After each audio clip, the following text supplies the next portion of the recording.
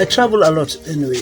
I went to East Africa, whereby I was the personal nurse of Nelson Mandela, which I was sent there by late Secretary to the Federal Government, like Gafa Chamis Aliyu Jama'a. And then the late Magajin Garin Zazo, Alhaji Nuhu Bumali, was the one who made my way to America. It's a long history and a story for that also. Then I have been there in the United States. I cut the story short, it's a lot. My profile, as you asked. And I was in America now for 30 years. 30? Yes. And very interesting. A brother of who taught me after the Civil War was from the East, a Calabar person. My tribe. Yes, I was in our native dress in Boston. I went to the mosque. Then he saw me. He asked me, "Are you from Nigeria?" I said, "Where?" I said, "I'm from Zaria province then. A village called Saminaka under Zaria." He said, "Saminaka?" I said, "Yes." "Oh, my brother taught after the Civil War." And he was a police.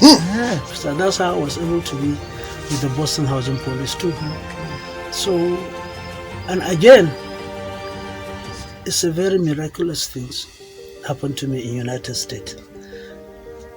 Before I met that police officer, whose brother was my teacher, he was teaching us English after the Civil War, Mr. E. Umo.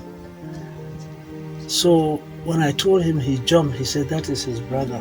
So he took me as his brother because his elder brother taught me in primary school. So from there, I met a girl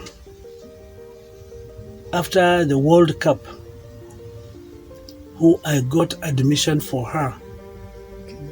She came from Enugu.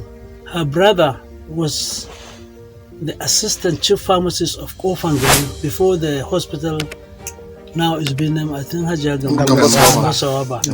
That time it was Kofangan.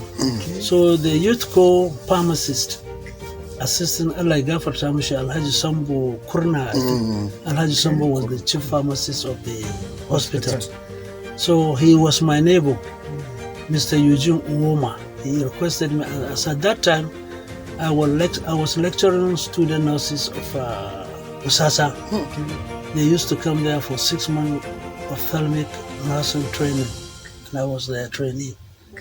So that girl, I didn't know. She got married, she graduated from School of Nursing. That time I was in Dar es Salaam. After I went to South Africa with Mandela, and then he sent me to Tanzania, Dar es Salaam, where I helped the refugees of South Africans who ran away from South Africa during apartheid regime. Nigeria was one of the countries who was #1 leading in Africa, helping the Mandela ANC, African National Congress. And then it's a long story. The Norwegian government, Holland, Cuba, Russia, they built a hospital in Dar es Salaam and a place called Morogoro in Tanzania. So I became in charge of that hospital. I am now still in America, in Boston, Massachusetts, with the Boston Housing Police. How is life in America? How can you compare life there and that of Nigeria today? Actually, home sweet home. I love to come home. But if I tell people, they may not believe me. We should thank God, believe me, because you can see everybody of your family anytime, friends, relatives. There we cannot. And most of my friends that I left here, they are doing very well.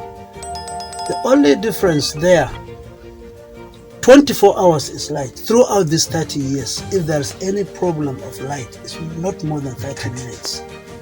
That is one. Drinking water on the street, there's hot water, there's cold water. On the street, which one do you want to use? 24 hours. Security-wise, you can sleep on the street, nobody will touch you. Your house, you can leave it open, nobody will bother you. Security is very, very tight and important. Education is for everybody free. Whether you are a visitor, who you are, if you are in the United States, you get medical treatment free. Free. Education, free. So these are the... Up to which level of education? Any level. You see, like I was saying earlier, one of my children, I brought them back from United. They were all born in the United States, 5 of them. I brought them back since when they are 5 years. They started one school of Albany. Okay, Albany. There was a school for Albany. Yes. I sent them there. Later, I transferred them to another school in Kaduna. Some of them, I sent them to Casina. Right now, I took them back to United States. So one of them, last week, he got admission to be a pilot, United States pilot. Already his elder brother is a U.S. Marine. Yes, so I have 2 military children in America. Somebody might be wondering, Yes. what informs your decision as to sending your children home here to spend some time and then taking them back there? Discipline. Because the kids in America, they are not disciplined. They are your father, they are your mother. You can't discipline a child, you as the father or as a mother. They are protected, like they are just like wildlife. You see, squirrel, in Hausa we call it kureje. You can't even hit kureje or stone it with a stone. You'll be in trouble. Talk less of human being. Even a dog, everybody owns the dog or a cat. Coincidentally, somebody's dog or cat went out and you hit it or you throw a stone, you are in trouble. They will say you are mean and wicked. What more of children? If you want to succeed, you have to join hand with a woman. Your wife? No, not necessarily your wife. Anybody, any woman. If you look at her, if she doesn't like the way you look at her, she can call police on you and you will be arrested. Just looking? Yes. If you have a misunderstanding with your wife, like I told you, I work with the Boston Housing Police. If she calls us to say you are harassing her, you as the husband will tell you to get out of the house. I leave the house. Leave the house for her. Until she called to say she pardoned you, and then you go back. There's a lot of finally, sir, you're a man of excellence to some extent in life, Yes. and you have attained certain level of progress to a very large extent.